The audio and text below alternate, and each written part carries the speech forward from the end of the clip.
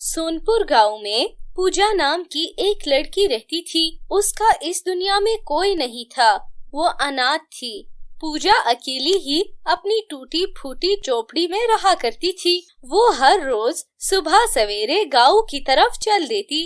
उसे कोई खिलाने वाला नहीं था और गांव वालों की तरफ से उसे जो भी रोखा सूखा मिल जाता वो उसे खुशी से खाकर अपना पेट भर लेती थी। इसी तरह पूजा अपनी जिंदगी गुजार रही थी। भिखारी की तरह जिंदगी गुजारते गुजारते पूजा अब 60 साल की हो चुकी थी। अब गांव वाले पूजा को भोजन देने से मना करने लगे। आखिर गांव वाले भी कब तक उसे खिलाते रहते। ऐसे ही कई दिन बीत गए। पूजा ने 4 दिन से कुछ नहीं खाया था। भूख के मारे उसका बुरा हाल हो रहा था। इसलिए वो सोचती है, क्यों ना आज मैं जंगल की तरफ चली जाऊं और वहां से कुछ फल तोड़ कर ही अपनी भूख मिटाऊं। ये सोचकर ही पूजा जंगल की तरफ चल पड़ती है और फल की तलाश में इधर उधर भटकने लगती है। परंतु पूजा के इतनी देर तक भटकने के बाद भी उसे एक फल भी खाने को नहीं मिलता। भूख से लाचार होकर वो थक हार कर एक दरख्त के नीचे बैठ जाती है। बहुत देर हो चुकी थी, अब शाम होने को थी। हाय, आज तक मैंने किसी को कोई दुख नहीं पहुंचाया, कोई बुरा काम नहीं किया। रूखा सूखा दूसरों की तरफ से जो मिला उसे आराम से खाकर अपनी जिंदगी गुजारी। किसी से कभी कोई शिकायत भी नहीं करी। पर लगता है कि आज मैं इसी जंगल में ही भूख के मारे तड़प तड़प कर मर जाऊंगी। पूजा ये सब सोच रही होती है कि उसके सामने एक घायल चिड़िया ऊपर से गिर जाती है और ऊपर से एक भूखा चील उस नन्ही सी चिड़िया पर ऊपर से हमला कर रहा था। ये देखकर पूजा ने अपने डंडे से उस चील को वहां से मारकर भगा दिया और उस चिड़िया को उठाकर उसे प्यार किया और वे पास के तालाब से जाकर उसके लिए पानी लाकर उसे पिलाती है। तभी देखते देखते वो चिड़िया एक खूबसूरत परी के रूप में बदल जाती है। प्यारी ललिता, तुम कितनी अच्छी हो। अपनी इतनी बुरी हालत में भी तुमने अपनी अच्छाई को नहीं छोड़ा और मेरी मदद की। तुम्हें पता है, वो चील हमारे दुश्मन राज्य का राजा था। वो चील मुझे खाना चाहता था और मैं परी लोक की राजकुमारी संजना हूँ। तुमने मेरी जान बचाई है। मैं तुमसे बहुत ही खुश हूँ। बताओ तुम्हें क्या चाहिए, मैं तुम्हारी इच्छा को अवश्य ही पूरा करूँगी। परी की बातें सुनकर पूजा सोच में पड़ जाती है और वे सोचती है, अगर मैं परी से खाने के लिए मांगती हूँ तो सिर्फ मेरी ही भूख मिटेगी। क्यों ना मैं परी से कोई ऐसा जादुई चीज मांगू जिससे मेरी तरह के और अनाथ और भिखारी लोगों का पेट भी भर सके।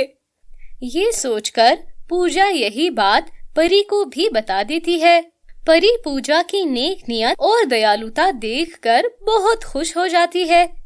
मैं तुमसे बहुत खुश हूँ, इसलिए मैं तुम्हें ये जादुई हार दे रही हूँ। ये हार पहनते ही तुम इस संसार की सबसे खूबसूरत औरत बन जाओगी और तुम्हारा ये बुढ़ापा भी गायब हो जाएगा और तुम्हें तुम्हारी जरूरत की हर चीज मिल जाएगी। परंतु याद रखना, इस हार को उतारते ही तुम वापस अपने असल बुढ़ापे के रूप में आ जाओगी। जाओ और इस हार को पहनो और अपनी बाकी की जिंदगी खुशी खुशी गुजारो। इतना बोलकर वो परी वहां से गायब हो जाती है। परी के जाते ही पूजा वो हार पहन लेती है। हार के पहनते ही पूजा एक जवान और खूबसूरत औरत में बदल जाती है।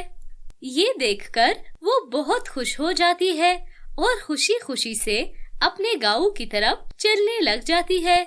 जब वो अपने घर पहुंचती है तो वो देखती है कि उसकी टूटी फूटी झोपड़ी एक आलीशान से महल में बदल जाती है। ये सब देखकर पूजा बहुत ज्यादा खुश हो जाती है। गांव के लोग ये सब देखकर बातें बनाते हुए, लगता है वो पूजा बुढ़िया भिखारन अपनी टूटी फूटी झोपड़ी किसी शहजादी को बेचकर गांव चली गई है। अरे हाँ बहन, मुझे भी ऐसा लगता है।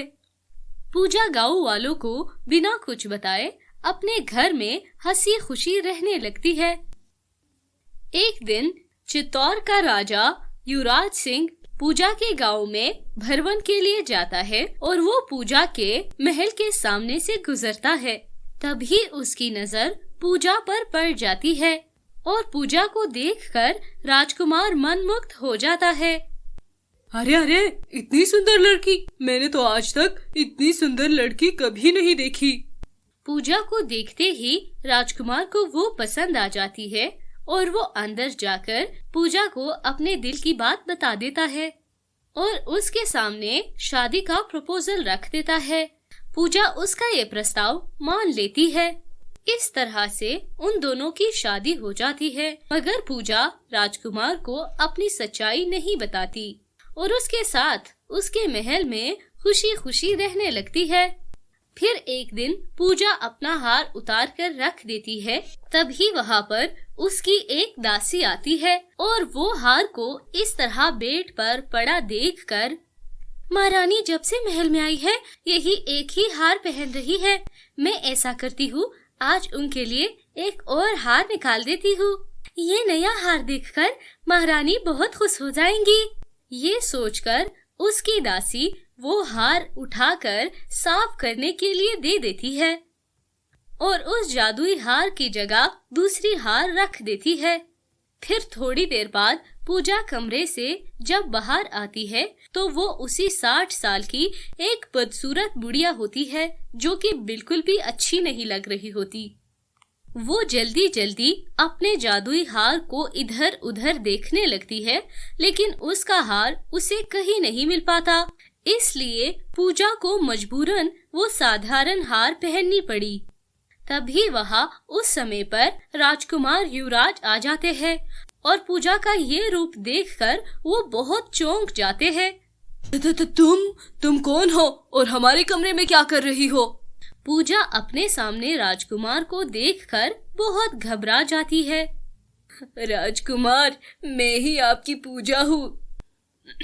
क्या मेरी पूजा? क्या बकवास कर रही हो? मेरी पूजा इतनी बूढ़ी कैसे हो सकती है?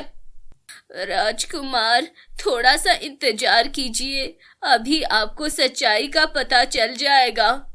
उसके बाद थोड़ी ही देर बाद पूजा अपने जादुई हार को पहनकर राजकुमार के सामने आती है।